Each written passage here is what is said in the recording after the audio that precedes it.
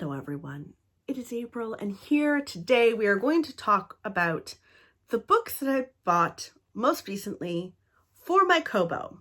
This is a different kind of book haul for me. I usually do physical books, but since getting my Kobo, I will say I love reading on an e-reader, and I resisted for so many years.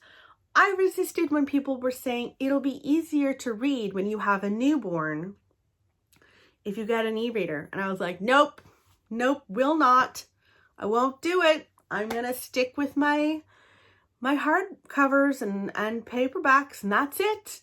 And here I am not even like a couple years later. And I do prefer it. I feel like the gods are going to strike me down now that I've said that out loud. But I have been buying some books.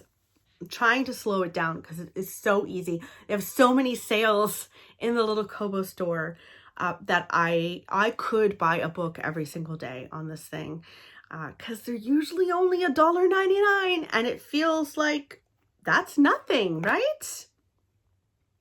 So I'm going to share with you a few of the books that I've recently purchased from my Kobo. So the first one that I want to chat with you about is The Family Firm by Emily Oster. So Emily Oster is an economist, and I've read two of her other books. This is like a nonfiction book series that she's written about raising children, and she goes from pregnancy in her first book called Expecting Better. The next one is Crib Sheet, which is all about like infancy to toddlerhood. And now we're moving into The Family Firm, which is all about elementary school, which is perfect timing. Nora is starting elementary school in September, which I cannot believe we are here. I cannot believe we are here, even though she is so tall. She looks like a 5-year-old. Like, people will say, how old is she? I'm like 3. And they're like, what? How? What? Because she's so tall. She takes after her pop, and I'm so happy for her.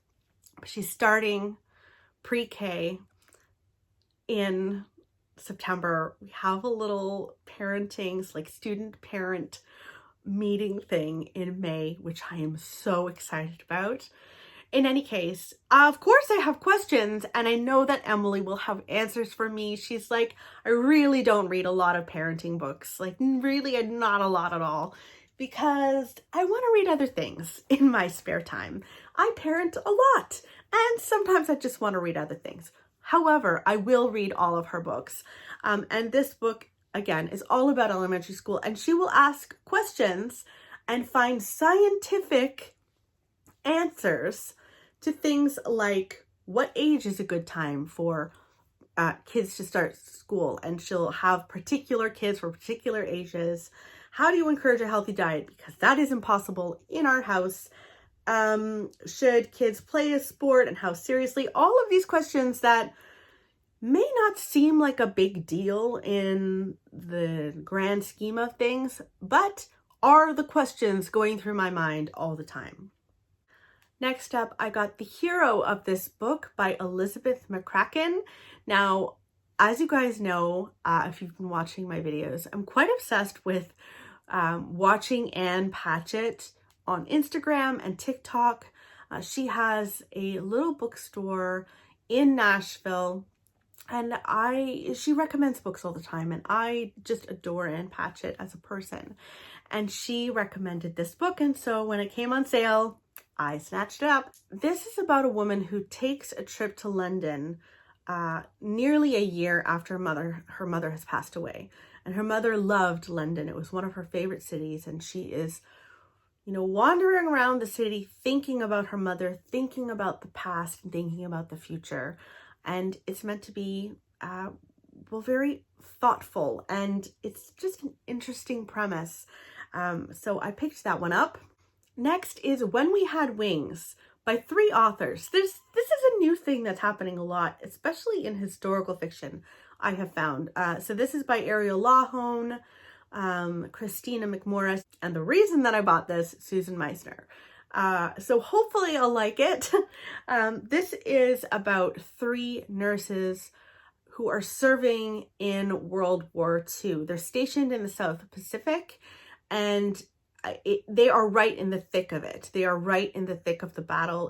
It's all around them, and they do eventually become captured and put into jail. Essentially, they're put into a prison, and the prison is in no way a good living situation. There are food shortages. There's blatant disrespect of the Geneva Convention, but they're all holding on to hope together. It sounded interesting to me, so hopefully I will enjoy that one. Next is The Last Thing to Burn by Will Dean. I cannot remember which one of you recommended this book to me, but somebody did, and thank you. I'm going to read this. It sounds absolutely terrifying. Listen to this. He is her husband. She is his captive. Her husband calls her Jane. That is not her name. So this is essentially about a woman who is being held captive on a farm that is completely isolated. Nobody comes to visit. If anyone ever comes to visit, which is incredibly rare, she's never seen. Her captor tracks literally everything she does, and if she does anything out of line, he is on her and punishes her. Now, something has suddenly shifted for her, and she decides that she is going to escape one way or another. She is waiting and watching him. And that's all I know about this book, and that sounds wonderful. Next up is Mercury Pictures Presents by Anthony Mara.